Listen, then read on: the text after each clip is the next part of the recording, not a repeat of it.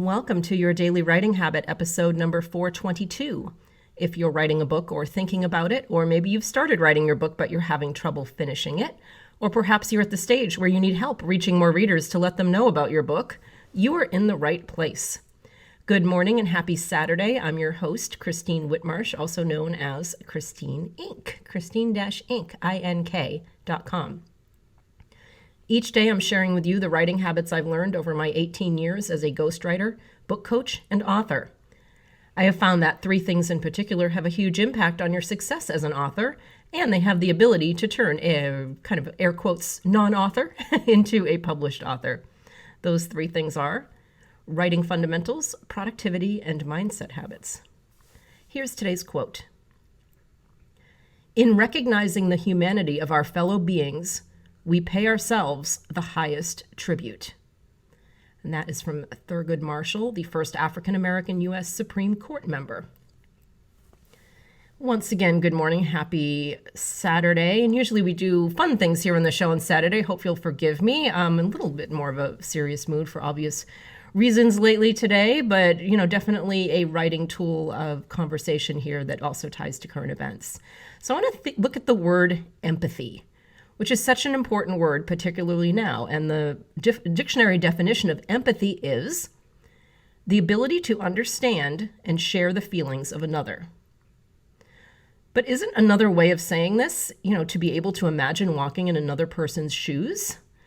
Going with the reasoning that it is, or at least that it's very similar, it would seem that authors have an advantage here, fiction authors anyway.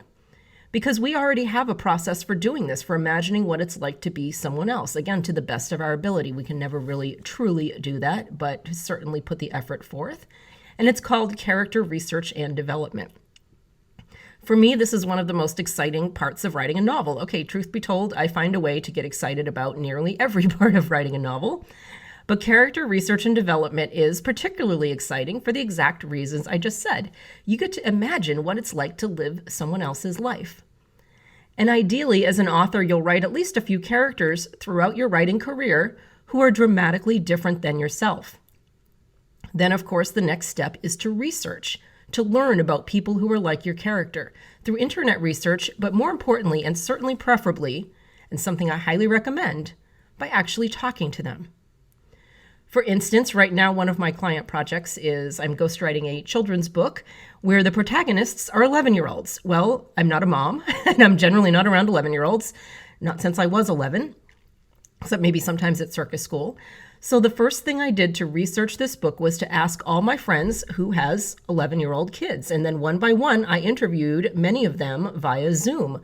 I studied how they speak, their behaviors, reactions, mannerisms, but I really just wanted to learn what it is to experience the world as an 11-year-old. That's simply all I was looking for.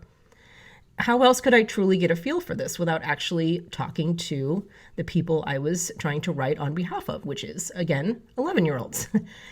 Now, I'm sure I don't even need to very much further connect the dots between what I'm talking about here and current events, empathy and character research.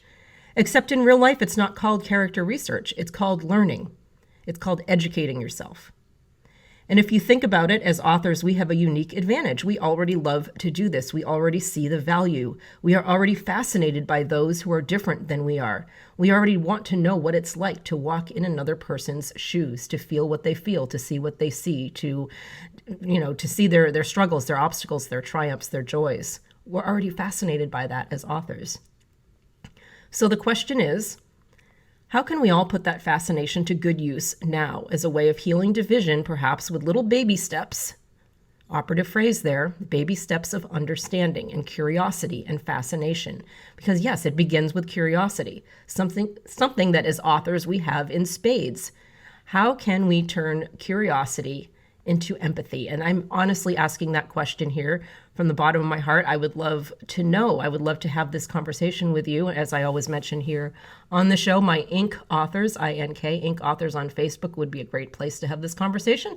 Again, keep it respectful and kind and connected to being an author, the author experience of curiosity. How can we lead the way? How can we be leaders in this and help turn curiosity and fascination into empathy?